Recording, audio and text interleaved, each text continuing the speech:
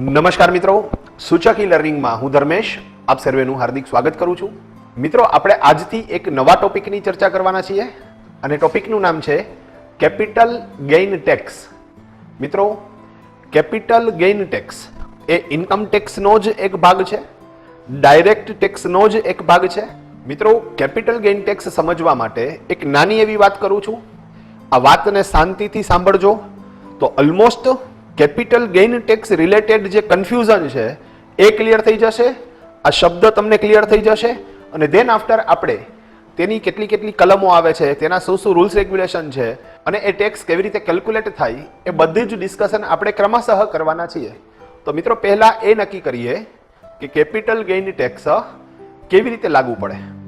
મિત્રો, તમે જે નોર્મલ પ્રવૃત્તિ કરતા હોય, રૂટીન પ્રવૃત્તિ કરતા હોય, તમારું ઘર ચલાવવા માટે થઈને તમે જે પ્રવૃત્તિ કરતા હોય અને એમાંથી જો તમે કોઈ ઇન્કમ મેળવો છો તો એના ઉપર તમારે વર્ષના અંતે ઇન્કમ ટેક્સ ભરવો પડે. ફોર એક્ઝામ્પલ, તમે મેન્યુફેક્ચરિંગ યુનિટ ધરાવતા હોય અને એમાંથી આવક મેળવતા હોય, તમે ટ્રેડિંગ યુનિટ ધરાવતા હોય અને એમાંથી આવક મેળવતા હોય, તમે સર્વિસ પ્રોવાઈડર હોય, તમે ડોક્ટર હોય, તમે સીએ હોય, તમે એકાઉન્ટન્ટ હોય, તમે બ્યુટી પાર્લર ચલાવતા હોય અને એમાંથી ઇન્કમ મેળવતા હોય, અથવા તો તમે જોબ કરતા હોય, તમે ક્યાંય નોકરી કરો છો, તમને પગાર મળે છે અને એ તમારી રૂટીન આવક છે અને જેનાથી તમારું ઘર ચાલે છે. તો મિત્રો, તમે આ જે રૂટીન પ્રવૃત્તિ કરતા હોય એમાંથી જે આવક મેળવતા હોય એના ઉપર તમારે વર્ષના અંતે ઇન્કમ ટેક્સ ભરવાનો થાય.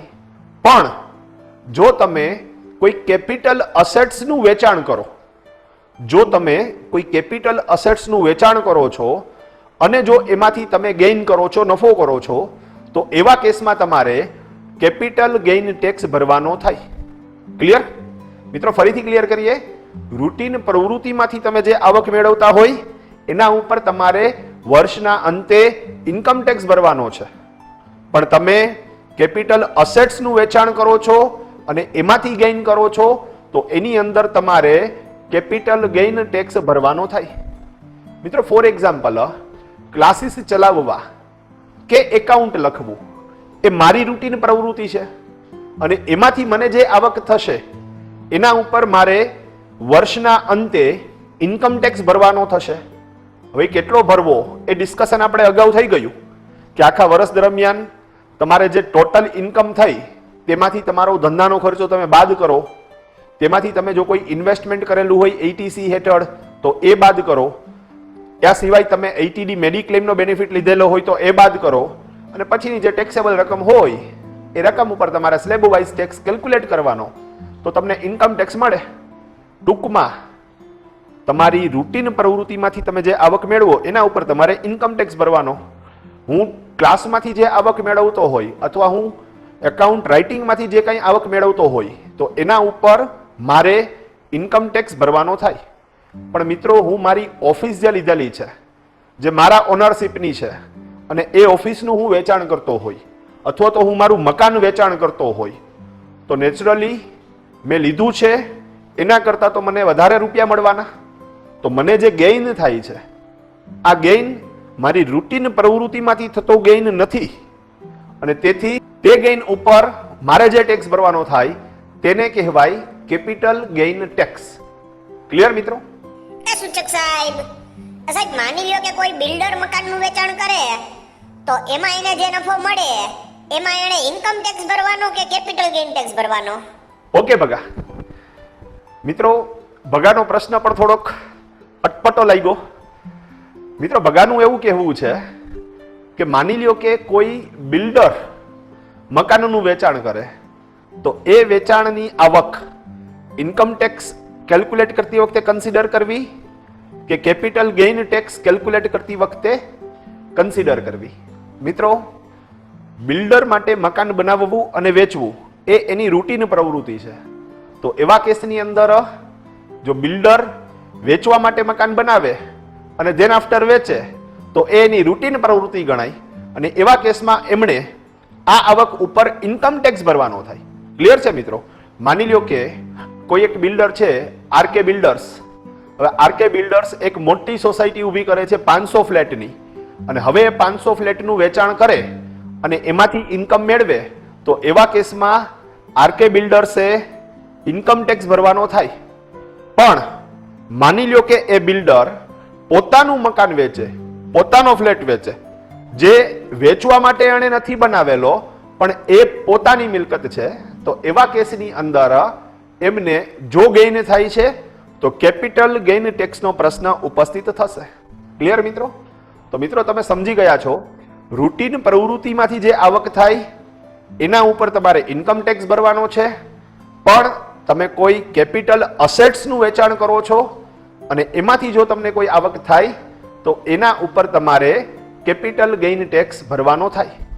મિત્રો capital gain tax income tax એક્ટની અંદર અંડર સેક્શન 45 to 54 ની અંદર ડિસ્ક્રાઇબ કરેલું છે. સેક્શનને સમજજો. અંડર સેક્શન 45 to 54 ચોગડે પાચડે અને પૂરી ક્યાં થશે તો કે પાંચડે ચોગડે. તો મિત્રો 45 નંબરથી 54 નંબરની જે સેક્શન્સ છે તે capital gain tax related sections છે. અને મિત્રો અંડર સેક્શન 45(1) જે કેપિટલ ગેઇન માટેની ચાર્જિંગ સેક્શન ગણાય છે તેની અંદર કેપિટલ ગેઇન ટેક્સ રિલેટેડ જે ડેફિનેશન આપવામાં આવેલી છે તે ડેફિનેશન આપણે સૌપ્રથમ જોઈ લઈએ અને ધેન આફ્ટર એક્ટની અંદર જે ડેફિનેશન આપવામાં આવેલી છે એ ડેફિનેશનને આપણે ડીકોડ કરીએ, એટલે કે તે શું કહેવા માંગે છે તે સમજીએ. ક્લિયર મિત્રો? તો સેક્શન આપણે જોઈ લઈએ. અંડર સેક્શન 45(1) જે ચાર્જિંગ સેક્શન છે, any profit or gain arising from transfer of a capital assets shall be charged to tax under the head capital gain in the same previous year in which transfer took place. મિત્રો આ કાયદાની language છે, આપણે આ જ લેંગ્વેજને થોડીક સરળ બનાવીએ, આપણને સમજાય એ રીતે બનાવીએ. ક્લિયર મિત્રો? તો જે કીધું છે આપણને any profit or gain arising from transfer of a capital assets. મિત્રો તમને પ્રોફિટ, બીજા શબ્દોમાં કહીએ તો ગેઇન, જે મળે છે કેવી રીતે મળે છે તો કે તમે જે કેપિટલ અસેટ્સ ટ્રાન્સફર કરો છો ત્યારે મળે છે. તો એ પ્રોફિટ ગેઇનને કેપિટલ ટેક્સના અંડરમાં આપણે કન્સિડર કરવાનો થાય. મિત્રો અહીં બે શબ્દો મહત્વના છે. એક શબ્દ છે કેપિટલ અસેટ્સ, સમજજો. એક શબ્દ છે કેપિટલ અસેટ્સ અને બીજો શબ્દ છે ટ્રાન્સફર. ટૂંકમાં કહીએ તો આ ડેફિનેશન એવું કહેવા માંગે છે કે તમે કોઈ કેપિટલ અસેટ્સને ટ્રાન્સફર કરો છો, આપણી ભાષામાં દેશી ભાષામાં બોલીએ તો વેચો છો, પણ ટ્રાન્સફરનો મતલબ માત્ર વેચાણ એવું જ નથી, તેની અંદર ઘણા બધા બીજા મુદ્દાઓનો પણ સમાવેશ થયેલો છે. તો તે દરેક મુદ્દાઓની આપણે ડિસ્કશન કરવાના જ છીએ. પણ ટૂંકમાં કોઈ પણ કેપિટલ અસેટ્સ તમે ટ્રાન્સફર કરો એટલે કે વેચાણ કરો અને એની અંદર જો તમને ગેઇન થાય છે, પ્રોફિટ થાય છે, તો એ કેપિટલ ગેઇન ટેક્સના અંડરમાં આવે છે. ક્લિયર છે મિત્રો? તો મિત્રો અહીં બે શબ્દો ખૂબ જ અગત્યના. પહેલો શબ્દ કેપિટલ અસેટ્સ કોને ગણાય અને બીજો શબ્દ ટ્રાન્સફરનું મતલબ શું, ટ્રાન્સફરનો મિનિંગ શું. મિત્રો કેપિટલ અસેટ્સ કોને ગણવી તે અંગેની સમજૂતી, તે અંગેની basic definition under section 2 subsection 14 ની અંદર ડિસ્ક્રાઇબ કરવામાં આવી છે. તો મિત્રો આપણે કેપિટલ અસેટ્સ એટલે શું એ પણ સમજી લઈએ અને સાથે સાથે બીજો એક શબ્દ મેં હમણાં જ તમને કહેલો, કયો? ટ્રાન્સફર. તો મિત્રો ટ્રાન્સફરની ડેફિનેશન અંડર સેક્શન 2 સબસેક્શન 47 ની અંદર આપવામાં આવી છે. તો આપણે બંને ડેફિનેશન ક્લિયર કરીએ એટલે કેપિટલ ગેઇન ટેક્સની એક બેઝિક ડેફિનેશન આપણા માઇન્ડમાં સેટ થાય. મિત્રો આપણે સૌથી પહેલા કેપિટલ ગેઇન ટેક્સ એટલે શું એ સમજ્યા. એની અંદર આપણે એવી વાત કરી કે કોઈ પણ કેપિટલ અસેટ્સ ટ્રાન્સફર કરવામાં આવે અને એની અંદર પ્રોફિટ કે ગેઇન કરવામાં આવે તો આપણે એના ઉપર કેપિટલ ગેઇન ટેક્સ ગણવાનો થાય. હવે આ ડેફિનેશનમાં બે ટર્મિનોલોજી આવી. એક ટર્મિનોલોજી કેપિટલ અસેટ્સ શું છે અને બીજી ટર્મિનોલોજી ટ્રાન્સફર શું છે.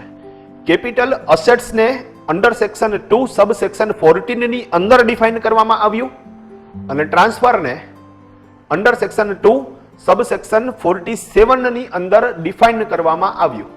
તો આપણે હવે આ બંને ટર્મિનોલોજીને ક્લિયર કરીએ. તો મિત્રો ચાલો આપણે જાણી લઈએ કે કેપિટલ અસેટ્સ કોને ગણવી. મિત્રો જે તમારી દસ્તાવેજવાળી મિલકતો છે, ઇમૂવેબલ પ્રોપર્ટીઝ, પછી એ બિઝનેસ માટે હોય કે તમારા અંગત વપરાશ માટે હોય, એ બધી જ ઇમૂવેબલ પ્રોપર્ટીઝ એટલે કે દસ્તાવેજવાળી મિલકતોને આપણે કેપિટલ અસેટ્સ ગણીએ છીએ. રાઈટ, ગણીએ છીએ. ક્લિયર?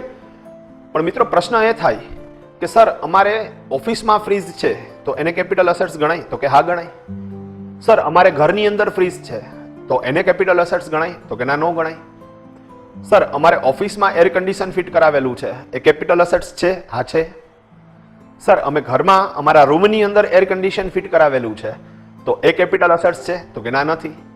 હવે મિત્રો પ્રેક્ટિકલી તમે જુઓ તો કેપિટલ અસેટ્સમાં કઈ કઈ વિગતો આવશે અને કઈ કઈ વિગતો નહીં આવે. જો એનું લિસ્ટ આપણે બનાવવા જશું તો બુક્સ આખી ભરાઈ જશે અને યાદ રાખવું પણ આપણા માટે ટફ થઈ જાય.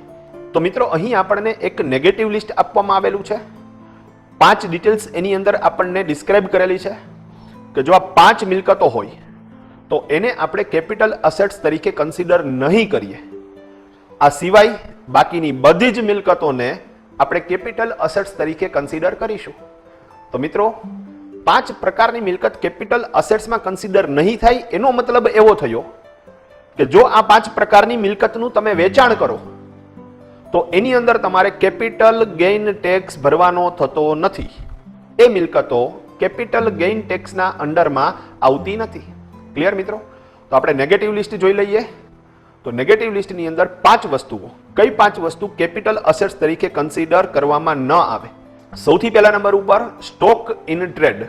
મિત્રો તમે ધંધો ચલાવવા માટે જે સ્ટોક રાખેલો છે, પછી બૂટ ચપ્પલની દુકાન હોય તો બૂટ ચપ્પલનો સ્ટોક હોય, કાપડની દુકાન હોય તો કપડાનો સ્ટોક છે, ગોલ્ડની દુકાન છે તો ગોલ્ડનો સ્ટોક છે, કરિયાણાની દુકાન છે તો કરિયાણાનો સ્ટોક છે. તો મિત્રો તમે જેનો બિઝનેસ કરો છો એ વસ્તુ છે એ તમારા માટે સ્ટોક છે. તો જે સ્ટોક ઇન ટ્રેડ છે એને આપણે કેપિટલ અસેટ્સ તરીકે કન્સિડર કરતા નથી. ક્લિયર મિત્રો? બીજી એક વાત મહત્વની મિત્રો, માની લો કે કોઈ મેન્યુફેક્ચરિંગ યુનિટ હોય તો મેન્યુફેક્ચરિંગ યુનિટની અંદર સ્ટોક અલગ અલગ લેવલના તમને જોવા મળે. જેમ કે રો મટીરિયલ છે, તેના આફ્ટર પ્રોસેસમાં જે માલ પડેલો હોય તો વર્ક ઇન પ્રોસેસ, એ જ રીતે ફિનિશ ગુડ્સ. તો મિત્રો રો મટીરિયલ છે એ પણ સ્ટોક જ ગણાશે, પ્રોસેસમાં જે માલ પડેલો છે એ પણ સ્ટોક જ ગણાશે અને ફિનિશ ગુડ્સ છે એ પણ સ્ટોક ગણાશે. તો મિત્રો એ ત્રણેય સ્ટોક ઇન ટ્રેડ જ ગણાશે. ક્લિયર મિત્રો? તો સ્ટોક ઇન ટ્રેડ આપણે કેપિટલ અસેટ્સમાં કન્સિડર કરતા નથી. હવે અહીં એક અકાઉન્ટિંગ લોજિક પણ તમે સમજજો કે મિત્રો તમે નોર્મલી જ્યારે અકાઉન્ટિંગ પ્રિપેર કરતા હોય, વર્ષના અંતે તમે જ્યારે તમારો નફો કેલ્ક્યુલેટ કરતા હોય ત્યારે તમે તમારા રેગ્યુલર નફાના કેલ્ક્યુલેશન વખતે આ સ્ટોક ઇન ટ્રેડ કન્સિડર કરી જ લ્યો છો અને એને હિસાબે જો તમારી ઇન્કમ વધતી હોય તો એના ઉપર તમે ઓલરેડી ઇન્કમ ટેક્સ ભરી જ આપો છો. હવે ઓલરેડી ઇન્કમ ટેક્સ ભરી આપો છો તો પછી કેપિટલ ગેઇન ટેક્સ કેલ્ક્યુલેટ કરતી વખતે તમારે આ એસેટ્સને કન્સિડર કરવાની નથી. ક્લિયર? તો ફાઇનલી પહેલા નંબર ઉપર stock in trade. Stock in ટ્રેડને આપણે કેપિટલ અસેટ્સ કન્સિડર કરતા નથી. ડન મિત્રો? બીજા નંબર ઉપર એગ્રીકલ્ચરલ લેન્ડ. ક્લિયર કરજો. બીજા નંબર ઉપર એગ્રીકલ્ચરલ લેન્ડ. મિત્રો એગ્રીકલ્ચર ઇન્કમ અલગ ટોપિક છે, એગ્રીકલ્ચર લેન્ડ અલગ ટોપિક છે. એગ્રીકલ્ચર ઇન્કમ તમને ઇન્કમ ટેક્સમાંથી બાદ મળે. ક્લિયર છે? તો એ રકમ ઉપર તમારે કોઈ પણ પ્રકારનો ઇન્કમ ટેક્સ ભરવાનો થતો નથી.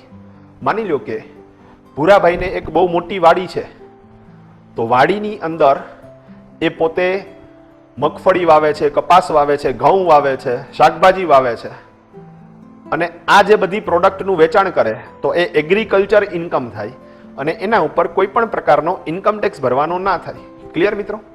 હવે વાત એ આવે કે ભૂરાભાઈ એ વાડીનું વેચાણ કરે તો, એ વાડીની જે જમીન છે એનું વેચાણ કરે તો મિત્રો એ જે જમીન છે એને આપણે કહીએ છીએ એગ્રીકલ્ચર લેન્ડ. તો એગ્રીકલ્ચર લેન્ડ કેપિટલ અસેટ્સમાં કન્સિડર થતી નથી. એનો મતલબ એમ કે એનું વેચાણ થાય અને એની અંદર જો તમને કોઈ ઇન્કમ ગેઇન થાય તો એના ઉપર તમારે કેપિટલ ગેઇન ટેક્સ ભરવાનો થતો નથી. મિત્રો હવે એક પ્રશ્ન એ રહે કે એગ્રીકલ્ચર લેન્ડ કોને ગણવી? તો આપણા મગજમાં તરત જ એક જવાબ આવે કે જે જમીન ઉપર ખેતીનું કાર્ય થતું હોય, કૃષિનું કાર્ય થતું હોય, એ જમીનને આપણે એગ્રીકલ્ચર લેન્ડ કહીએ. મિત્રો વાત બરોબર છે, પણ અહીં પણ એગ્રીકલ્ચર લેન્ડ કોને ગણવી એ અંગે સ્પેશિયલ ડેફિનેશન દેવામાં આવી છે. મિત્રો નોર્મલી જો કોઈ ગામ હોય અને ગામની વસ્તી 10,000 કરતાં ઓછી હોય તો એવા કેસની અંદર એ ગામની અંદર જે ખેતીની જમીન છે એને આપણે એગ્રીકલ્ચર લેન્ડ તરીકે કન્સિડર કરી અને એને કેપિટલ એસેટ્સથી દૂર રાખી શકીએ. મીન્સ જો કોઈ એવું ગામ છે કે જે ગામની વસ્તી 10,000 કરતાં ઓછી છે, એ ગામની અંદર ભૂરાભાઈનું ખેતર છે અને હવે ભૂરાભાઈ એ ખેતરનું વેચાણ કરે, તો એવા કેસમાં કેપિટલ ગેઇનનો પ્રશ્ન ઊભો થતો નથી, કારણ કે એ લેન્ડ કેપિટલ અસેટ્સ કન્સિડર થતી નથી. ક્લિયર મિત્રો? હા, કોઈ મોટું ગામ છે અને એ ગામની અંદર કોઈની જમીન છે, એ જમીનનું વેચાણ થાય છે અને જો એમાંથી ગેઇન થતો હોય તો એવા કેસમાં પાછી એગ્રીકલ્ચર લેન્ડ હોવા છતાં કેપિટલ ગેઇન ટેક્સનો પ્રશ્ન આવે. ટૂંકમાં એગ્રીકલ્ચર લેન્ડની અંદર સ્પેસિફાઈડ એગ્રીકલ્ચર લેન્ડ જ કેપિટલ અસેટ્સમાં કન્સિડર થતી નથી. ક્લિયર મિત્રો? તો આપણે લિસ્ટ બનાવીએ છીએ કઈ કઈ અસેટ્સ કેપિટલ અસેટ્સ તરીકે કન્સિડર થશે નહીં અને જેના વેચાણથી કેપિટલ ગેઇન ટેક્સનો પ્રશ્ન આવશે નહીં.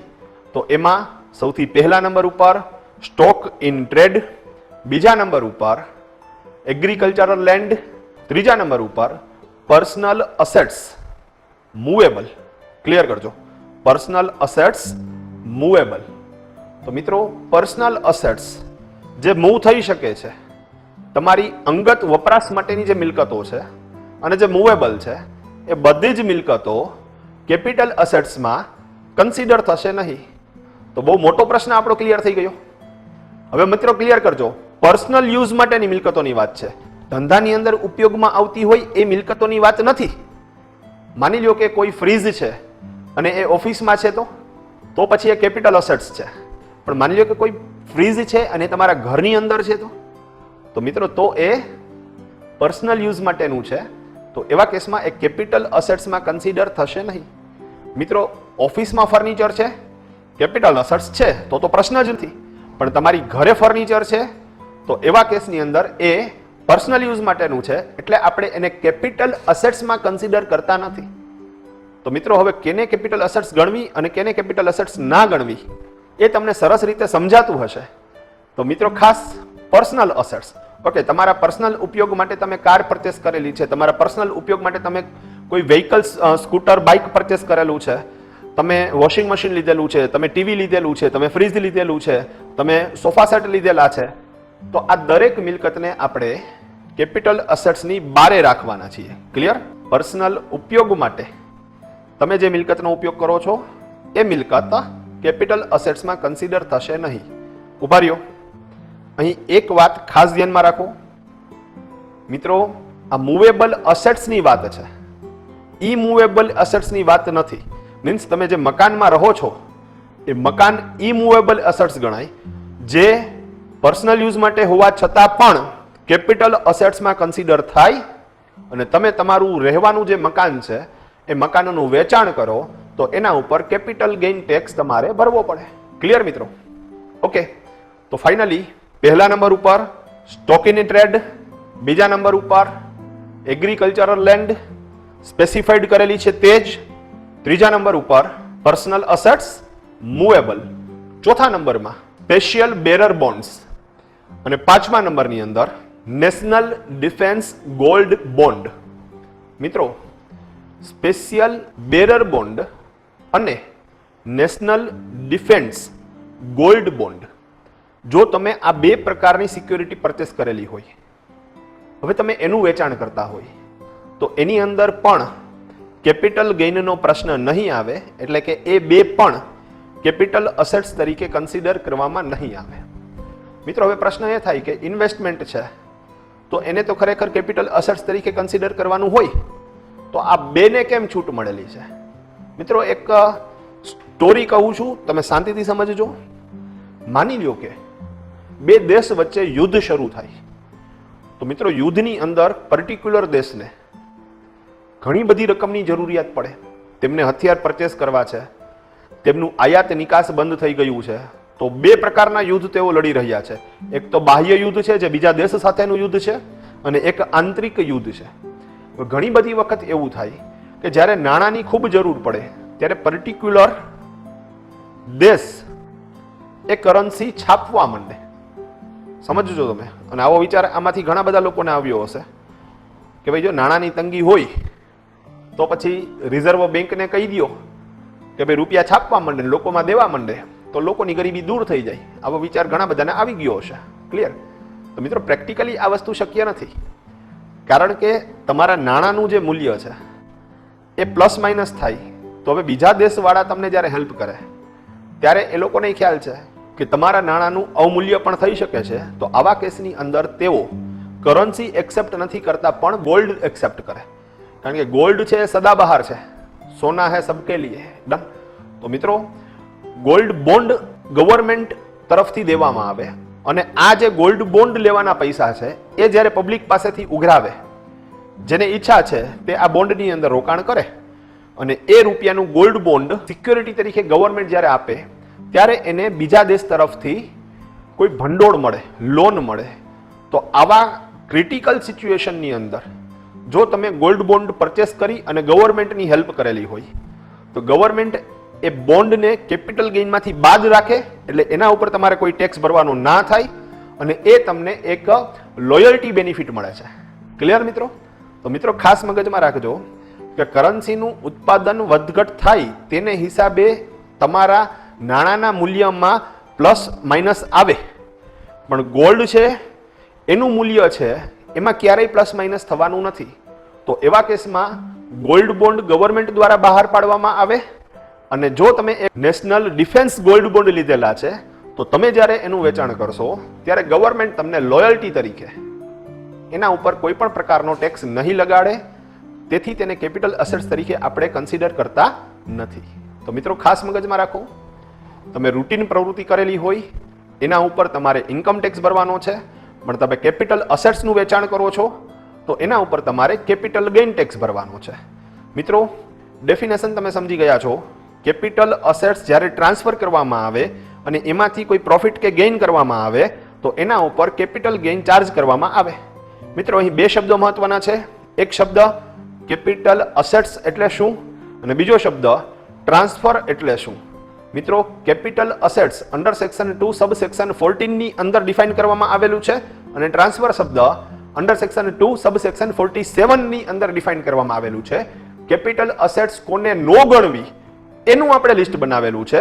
એ સિવાયની બાકી બધી જ કેપિટલ અસેટ્સ થશે. તો આપણે લિસ્ટમાં 5 વિગત જોઈ ગયા જે કેપિટલ અસેટ્સ નથી. પહેલા નંબર ઉપર સ્ટોક ઇન ટ્રેડ, બીજા નંબર ઉપર એગ્રીકલ્ચરલ લેન્ડ, ત્રીજા નંબર ઉપર પર્સનલ અસેટ્સ મૂવેબલ, ચોથા નંબર ઉપર સ્પેશિયલ બેરર બોન્ડ્સ, અને પાંચમા નંબર ઉપર નેશનલ ડિફેન્સ ગોલ્ડ બોન્ડ. તો મિત્રો, આ પાંચનું વેચાણ કરવામાં આવે તો કેપિટલ ગેઇનનો પ્રશ્ન ન આવે. બાકી બધી જ અસેટ્સમાં કેપિટલ ગેઇનનો પ્રશ્ન આવે. મિત્રો, જાતા જાતા હું જે બોલું એના ઉપરથી તમે નક્કી કરજો કે કેપિટલ ગેઇનનો પ્રશ્ન આવશે કે નહીં આવે. ક્લિયર? મિત્રો, તમે તમારો જે વર્ક પ્લેસ છે એટલે કે તમારી ઓફિસ છે એનું વેચાણ કરો તો કેપિટલ ગેઇનનો પ્રશ્ન આવે? હા, આવે. ઓકે મિત્રો, તમારી ઓફિસની અંદર જે ફર્નિચર છે તેનું તમે વેચાણ કરો તો કેપિટલ ગેઇનનો પ્રશ્ન આવે? હા, આવે. મિત્રો, તમે જે મકાનમાં રહો છો એ મકાનનું વેચાણ કરવામાં આવે તો કેપિટલ ગેઇનનો પ્રશ્ન આવે? હા, આવે. ભલે એ મકાન પર્સનલ યુઝ માટે છે, પણ એ ઇમૂવેબલ પ્રોપર્ટીઝ છે, એ દસ્તાવેજવાળી મિલકત છે, અને તેથી એ કેપિટલ અસેટ્સ ગણાય, અને એના ઉપર કેપિટલ ગેઇન ટેક્સનો પ્રશ્ન આવે. મિત્રો, તમારા ઘરની અંદર કોઈ ફ્રીજ છે, એ ફ્રીજનું તમે વેચાણ કરો છો તો કેપિટલ ગેઇન ટેક્સનો પ્રશ્ન આવશે? નહીં આવે, કારણ કે પર્સનલ યુઝ અને મૂવેબલ. ક્લિયર? મિત્રો, તમારા ઘરમાં સોફા સેટ છે, ટીવી છે, વોશિંગ મશીન છે, એનું વેચાણ કરો છો તો કેપિટલ ગેઇન ટેક્સનો પ્રશ્ન આવશે? નહીં આવે, કારણ કે પર્સનલ યુઝ, મૂવેબલ. મિત્રો, તમારા ઓફિસની અંદર એર કન્ડિશન છે અને એનું વેચાણ કરો છો, કેપિટલ ગેઇનનો પ્રશ્ન આવશે? હા, આવશે, કારણ કે બિઝનેસ યુઝ છે. ક્લિયર મિત્રો? તો આજના સેશનમાં કેપિટલ ગેઇન ટેક્સ સંબંધિત એક એમની જે ડેફિનેશન છે એ તમે સમજી ગયા, અને પ્લસ કેપિટલ અસેટ્સ કોને ગણાય અને કેપિટલ અસેટ્સ કોને ના ગણાય એ તમે સમજી ગયા. મિત્રો, આવતા સેશનમાં આ જ ટોપિકને આપણે કન્ટિન્યુ કરવાના છીએ. હજી ખૂબ અગત્યની ડેફિનેશન એટલે કે ટ્રાન્સફરની ડેફિનેશન બાકી છે, અને આ સિવાય અમુક અપવાદરૂપ કિસ્સાઓનું ડિસ્કશન આપણે કરીશું. પછી ફાઇનલી આપણે આ ટોપિકને આગળ વધારીશું. ક્લિયર? તો મિત્રો, આજનું સેશન તમને સમજાઈ ગયું હશે. ન સમજાય તો તમે રિપીટ કરીને પણ જોઈ શકો છો અને અમને કોલ પણ કરી શકો છો. ક્લિયર? તો નેક્સ્ટ સેશનમાં મળીએ. ત્યાં સુધી રજા આપો. જય ભારત, જય હિન્દ.